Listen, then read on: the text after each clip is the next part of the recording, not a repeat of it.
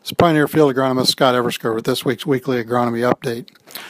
Last week saw some wheat in the south pollinating. Quite a few guys running, getting some Persaro or Carumba sprayed on pollinating wheat, trying to control some scab. That line will continue to progress north, and I'd say as we look at this coming week, I-64 north, a lot of the wheat should be in that ideal stage to be sprayed.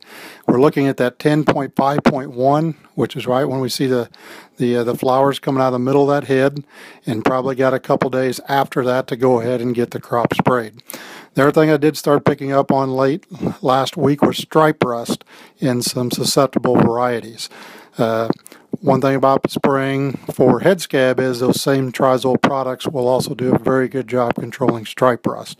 So as you're out looking at that wheat field, checking on that timing for scab application, also be looking for stripe rust, and that may be the deciding factor on whether you decide to spray for scab and pick up the rust control as well. One other thing we did pick up late last week is starting to find a few armyworms in some pastures. Found very sporadic in a wheat field, but heard stories of a couple pastures getting eaten up pretty good.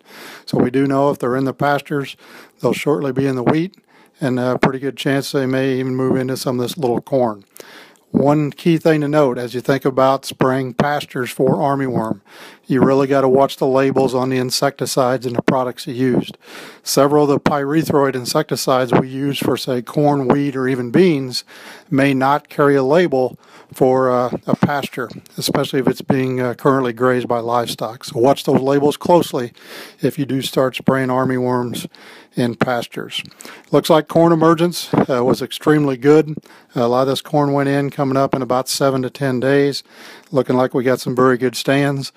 The rainfall amounts here over this past since Friday have really been varied. I've heard as little as an inch all the way up to 5 inches. So we're going to have to take a few days here, dry out. Should have the opportunity for this corn to get up and really start taking a good look at it, as well as a lot of the beans that went in hopefully can have a chance to go ahead and emerge as well. As always, if you have any questions, please contact your Pioneer sales professional. Thanks.